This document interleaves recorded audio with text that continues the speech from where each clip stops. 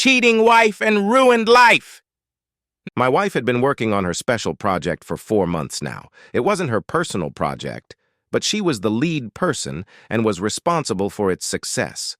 The project was designed to save her company, Bixler Enterprises. The last 4 months had been difficult due to the fact that she was forced to work hard. It was important for both her and the company. There was a good chance that Bixler Enterprises would go under if the project didn't get done. Sarah had a bachelor's degree from Albright and an MBA from Wharton. She was the smartest one in the family. I started working as an auto mechanic right out of high school, and after 21 years, I was still an auto mechanic. I didn't mind because I liked the work and it paid well. It was enough to pay for Sarah's college and raise 2 kids. We weren't living luxuriously, but we were doing well. The kids had already shipped out, and things were going pretty well with our income. Sarah got pregnant 3 months after we were married, at the age of 18. For the first few years we were married, we lived with my parents. They had a big empty house as 4 of my siblings had moved away. That meant we had a babysitter while Sarah got her first few years of college. Because of 2 pregnancies, the 4-year degree took 6 years to complete. It was hard, but she made it through. I always had a job and never lacked for overtime if I needed it. After Sarah graduated from Wharton, we rented our own place. She had job offers from several large firms, but they all required us to move. I didn't mind, but Sarah wanted to stay close to home. That's why she decided to work at Bixler Enterprises.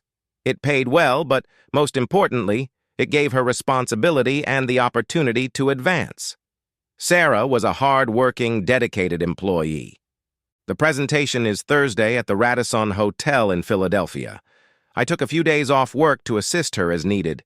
In the end, all I accomplished was making her something to eat when she got home. I didn't know anything about her job, nor did I want to know. High-level corporate business bored me. Businessmen from Europe, Asia, and South America came here. The company paid for their airfare and provided rooms at the Radisson Hotel while they were here. It was expensive as hell, and from some of the things Sarah had said, the company was overestimating its finances. Her presentation was important to her, to the company, and to over 200 employees. Until Tuesday evening, everything was going well. Sarah came home in a new outfit, a gray suit with a white blouse. She laid out everything she needed on the bed in the guest room. When it came to housekeeping, she was normal, but when it came to work, she was meticulous. I didn't understand why she needed to pull out her fancy underwear, but I didn't say anything. In addition to her suit for the presentation, she had several cute little cocktail dresses for social events before and after the event. I had always avoided such events, but felt obligated to go with her if she wanted me to. She thanked me for the offer, but said it wasn't necessary. All the materials and equipment she needed were neatly stowed in the trunk of her Volvo before she left work. She drove the car herself to make sure everything was in perfect condition. She had all day Wednesday to get ready and all evening Wednesday to socialize with her guests. Sarah was so good at what she did that I felt it would have been better if I had just stayed away from her. Finally, she was done. She had checked and double-checked everything. All she needed now was a hot shower and a good night's sleep. I guess my mistake was that I started checking her stuff after Sarah started showering. I thought I was helping, but it turned out to be the opposite. I was shifting things on the bed when a small white envelope fell out of the side pocket of her makeup bag. An envelope from a drugstore, but not the kind we usually use. Inside were 10 pills. I had no idea what Previn was, and the instructions were confusing. If necessary, take 1 pill and then a second pill 12 hours later. I thought it might be something she got from anxiety or nerves, but the instructions didn't make sense. The prescription was written in her name on Monday. I put the envelope back in as she was finishing her shower. I decided I wanted to find out more about Previn before I told her about it. Of course, if I mentioned it, it would mean I was going through her things. I hate dilemmas. While Sarah got ready for bed, I went to our home computer and typed Previn. 10 minutes later, I joined my wife under the covers. I lay awake all night wondering why my wife had picked up a prescription for the morning after pill, especially after I'd had a vasectomy 10 years earlier. The next morning, I got up early, but I wasn't rested. I took a long walk, hoping it would clear my head. I reluctantly headed toward home, afraid of what I might do or say when I got there. My son Josh joined the Navy after high school and was in his freshman year in San Diego. Our daughter Gloria married her childhood sweetheart last year and just moved to Dallas. That left just Sarah and me. I missed the kids but looked forward to growing old with my wife. She was the only woman I had ever been interested in, and now it was all turning to garbage. If Sarah was having an affair, she hid it well. Of course, I never checked up on her. I never looked at her emails or cell phone calls. I had no reason to. I had no way of knowing what she was doing at work or after work. I trusted her completely. "John, where the hell have you been? You want some eggs or something?" "No, just coffee." I wasn't feeling very talkative. "What's wrong, honey? It's only for 3 days. You can come if you want, but you'll be bored to death." "No, I really don't want to go, but I hate leaving you alone. I worry when you're not here." "That's very sweet, darling, but it'll be all right. I'm not going to leave the hotel all this time. I'll spend most of today making sure the conference room is ready, and tonight I'll have a nice chat with our potential clients. Tomorrow, I probably won't even have a chance to do any of the little things. I'll be home as early as possible on Friday. I promise you a great weekend, if you know what I mean." That all sounds good, but you can't blame me for worrying. I'm an auto mechanic, and I have a beautiful and successful wife. Sometimes I get the feeling that you're less interested in advancing your family situation than you are in advancing your career. Stop it, John. I've always respected what you do for a living and never pointed out otherwise. You raised 2 great kids and put me through college. You are a great husband, a great father, and a good provider, and never forget that. I finished my coffee while she cleared the table. "Do you want me to call you?" "No, that's not a good idea. I'll have my cell phone off, and I'm going to turn off my room phone for the night so I can get some sleep. I'll call you every chance I get." I helped her load the car. She was as fussy about it as she was about everything else work-related. It would take her 3 hours to get to the Radisson Hotel. I stood on the porch and watched her leave. I didn't bother asking her about the pills. I spent the rest of the morning on the porch. I don't remember ever worrying as much as I did now. I felt small and insignificant. I felt out of my league. I was a small-town guy with a mediocre job and a successful wife. It was a mismatch. I should have noticed it earlier. I felt stupid. The best suit I had was a blue blazer and a pair of pants. At least I had a few ties, even if they were 10 years out of date. I had just finished getting dressed when the landline phone rang. "Hey, sweetie. I just wanted to let you know I got here okay." "You had a good drive. I'm assuming the traffic wasn't too heavy." "It was fine. I'll call you tonight. Now I gotta go. I'm in room 714. Sarah, I can be at my parents' or my brother's tonight. If you want to call me on my cell phone." "Okay." Cell phone rings. "I love you. Gotta go." I took my time getting to Philly. I didn't go straight to the Radisson. I stopped first and got a steak and cheese. It promised to be a long night. I wasn't sure what I was going to do.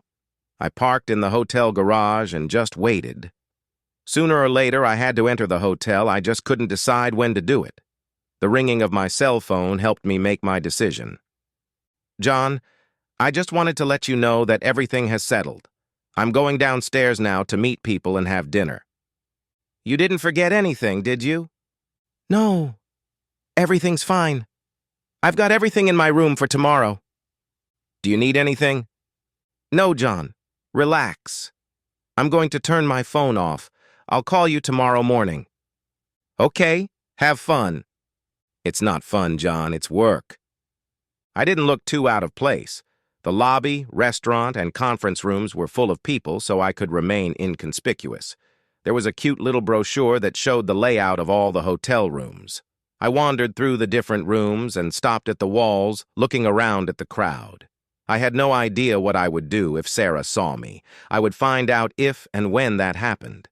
I found an event board that listed all the rooms that were being used by the various groups. Bixler Enterprises didn't have any rooms available for Wednesday night. I found this interesting. Sarah had said she wasn't going to leave the hotel, but now I wasn't so sure about that. There were 3 dining rooms: family, casual, and fine dining. Sarah wasn't a big fan of dining with kids, so I went to the casual room first. It only took 5 minutes to make sure she wasn't there. I had better luck in the gourmet lounge. It was a cozy little booth nestled in the corner, the kind of table people reserve to have a private rendezvous. Sarah was wearing a black cocktail dress with a deep neckline and pearls. She looked elegant, and her companion looked like he appreciated it. I knew a few of the people Sarah worked with, and he wasn't one of them. He was familiar to me, but there was no way I could remember him. There were plenty of free seats, so I had no trouble crossing the room. There were candles in small glass candlesticks on the tables. I blew mine out and told the waiter it was bothering my glaucoma. I ordered the usual chicken dish and made myself comfortable. The waiter poured my coffee for the 3rd time. "Excuse me. The guy at the table across the table looks awfully familiar. Do you know who he is?" Sure. That's Malcolm Eugene Foote. He's a member of the town meeting. He's expected to run for Congress in the next few years." "Is that his wife with him? She's very pretty." "No. This is the first time I've seen her. He always uses that table for special ladies, if you know what I mean." I just smiled at him and asked for the check. I had never seen Sarah so sensual with a man before. She seemed to catch every word he said, like he was God or something. They weren't doing anything inappropriate, but it wasn't platonic or businesslike. When I left, they were finishing their 2nd bottle of wine. Now I understood why she had taken her fancy lingerie. I made myself comfortable in the corner of the lobby so I couldn't be seen. 10 minutes later, they walked out of the restaurant. She held his hand as they walked across the lobby to the elevator. I watched the floor indicators carefully. That the elevator stopped on the 3rd floor was a good sign. It meant she hadn't taken him to her room. It was a bad sign when the elevator didn't go to the 7th floor. That meant she went to his room. Just in case I was wrong about something, I sat in the lobby and watched the elevator for an hour. People came and went, but Sarah was not one of them.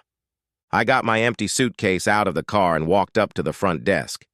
Even though I could prove I was her husband, I had a hard time getting a key card. They relented after calling the room, but no one answered. Finally, I was on my way to room 714 with the key card. I didn't even turn on the lights at first. I just sat in the dark room for over an hour. It wasn't hard to make sure she wouldn't come back to the room. First, I packed all her clothes and personal belongings. I didn't leave anything behind. I checked the package of Previn. There were still 10 pills left in it. On the dresser, very neatly laid out, were all the items she would need for her presentation the next day. I began to fill the suitcase. There were 24 specially bound promotional folders and another 20 regular folders. They all went into the suitcase. A digital projector went in next, followed by a laptop. I took her purse and cell phone, which she'd left in the room. All she had with her was a clutch and probably a tube of lipstick. I walked around the room as carefully as she did to make sure I didn't miss anything. Once I was satisfied, I put her car keys and my wedding ring on the dresser. Other than those 2 items, the room was completely empty. The elevator headed straight to the garage. I had no trouble carrying 2 suitcases, and 20 minutes later I was on the expressway heading north. It was well over 3 in the morning. I had no idea it had been that long. An hour or 2 later, my cell phone rang. Caller ID showed it was the Radissons' phone number. John? Yes? Where are you?" "I'll be at the house soon." That's all I said. It was quiet on the other end of the line. Salesmen have an old saying, the first one to talk loses. It seemed like an eternity before she spoke. "John, I'm sorry." She didn't ask anything and just hung up. I turned my phone off. It was obvious that she had gone back to her room. Later that day, she was to give a presentation that would save her company and bring her a promotion. I put the suitcases in the attic of the garage. Sarah never went there and never thought to look for anything there. Of course, at this point, I'm pretty sure it didn't matter. First, I gathered all my clothes and personal belongings. Most men have their own tools. It's usually a requirement for the job.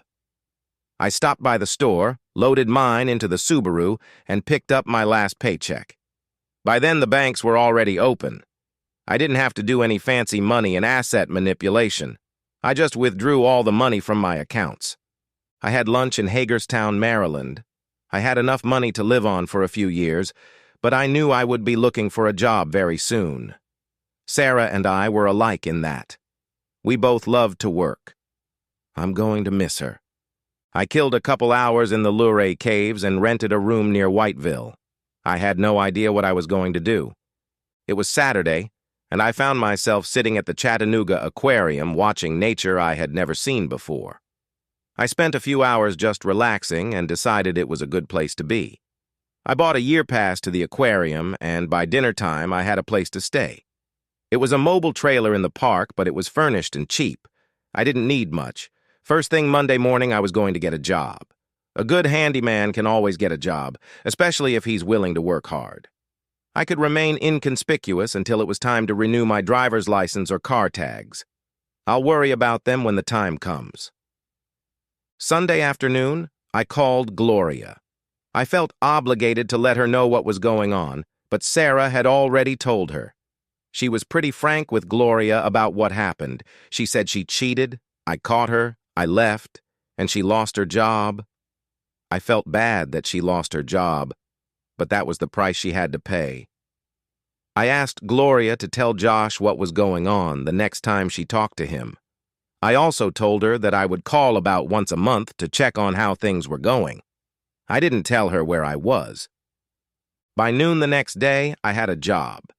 It was actually a short walk from the trailer park, with the Waffle House about halfway there. What more could a man want? I don't know how they handled the paperwork, but I was getting $20 an hour with no questions asked. I was happy, and they were happy. I wouldn't even have to get into my money that I brought with me. About 2 months later, Gloria informed me that Sarah had moved out of the house and was living with her parents.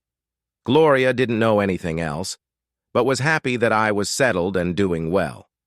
Josh called me from San Diego just to let me know he was going on a cruise. He was an avionics technician on an aircraft carrier.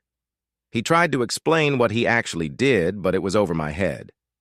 I never really knew much about technical stuff. Both of them were careful not to say anything bad about their mother. I appreciated that. After that, it was business as usual. I started talking to Gloria at least weekly. Josh and I started emailing regularly. Gloria talked to Sarah regularly, but she said very little about what she was doing or where she was. I never filed for divorce, and it seems Sarah never did either. I have a Tennessee driver's license and the tags on the Subaru. I started going to one of the local bars a couple times a month and even made love. 2 girls took turns becoming regular nighttime companions. They weren't looking for commitment, and neither was I. It seemed to work out well for all of us. Life was good. That was a long time ago, and I gradually forgot about Sarah. Eventually, Subaru started giving me trouble. I'd forgotten how long it had been. It was over 200,000 miles. I was pondering this over a mug of beer one day when I realized that it had been almost 5 years since I'd left home. I had kept in close touch with both children. Gloria had 2 children of her own by this time and wanted me to come visit them. Josh almost married a Thai woman but backed out at the last minute. I usually worked 6 days a week and used Sunday to recover from Saturday night. There was no good reason for someone knocking on my trailer door at 6 o'clock Friday morning. Their rudeness was rewarded by a half-naked man opening the door. Day jockey shorts are disgusting, and the lady at the door, judging by the look on her face, agreed with me. She looked away, but her companion didn't seem to be impressed. Normally, I would have worn pants, but at a time like this, guests annoyed me. "We're looking for John Terrell." "I don't know you." "My name is David Simmons. and this is my wife, Marcia. We have a problem, and we're hoping you can help us. I'm so sorry. I don't work by moonlight. If you need something done on your car, you'll have to go to the store. This elicited several blank stares and finally a response. It has nothing to do with your job. It's more of a personal problem. Can we come in? The trailer inside looked awful. I rarely had guests, so I rarely cleaned it. Even my girlfriends insisted we go to their place. Be my guest. Let me put on my pants real quick. As I entered the bedroom, I left the door open. Just to show them what a welcoming host I am, I also put on a shirt. Would you like some coffee? It'll only take about 10 minutes. I moved some things off the couch so they could sit down. There was no answer to the coffee question. We have an adopted daughter of 4.5 years old who needs a bone marrow transplant, and we are hoping you can help us. We are willing to pay you if needed. Buy my bone marrow. No. We want to use it, and we're willing to compensate you for any inconvenience. I think you want to buy it. I was acting like a wise ass, and I suddenly realized it. These people were serious. They had a real problem, and they were looking for help. I'm so sorry. I didn't mean to interrupt. Please continue. Our best chance of finding a donor is next of kin. You're our best hope.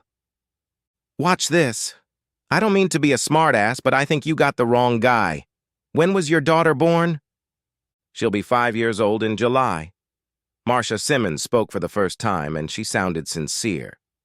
I hate to be the bearer of bad news, but I had a vasectomy 15 years ago. There's no way I could be her father. Why was your name on the birth certificate? I can't answer that. Maybe you should ask her mother. That statement was met with silence. I felt sorry for these people, but I didn't know how to help them. What's the mother's name? Sarah Louise Terrell. I couldn't find the words. Maybe I shouldn't have taken those pills from her. Of course, then those people wouldn't have a daughter at all. I thought I was done with grief, and here it is again. Old memories of my wife having sex with that Philadelphia politician. I was starting to forget it all, and now it was back. Now I understand and apologize for my rudeness and insensitivity. I will do everything in my power to help you. First of all, why can't Sarah get a bone marrow transplant? Medically, she can't. Why not? She's a mother. She has to be a worthy donor. Oh, she's a suitable donor, but she's too sick. The doctors refuse to even consider using her. Sick? With what? She's dying of liver failure. She's got less than 6 months to live. This doesn't make any sense. She's always been in perfect health. Besides, I don't believe a diseased liver will prevent her from donating bone marrow. The hospital won't accept her signature on the consent form. Are you saying there's something wrong with her head? They both looked at me in silence. They knew the answer, but they didn't want to say it. At that moment, I didn't want them to feel even more awkward. 10 minutes ago, I didn't care about them, but now I felt like I had to protect them and help them. How did this happen? Could any of my kids help? Maybe, but we thought you were our best hope.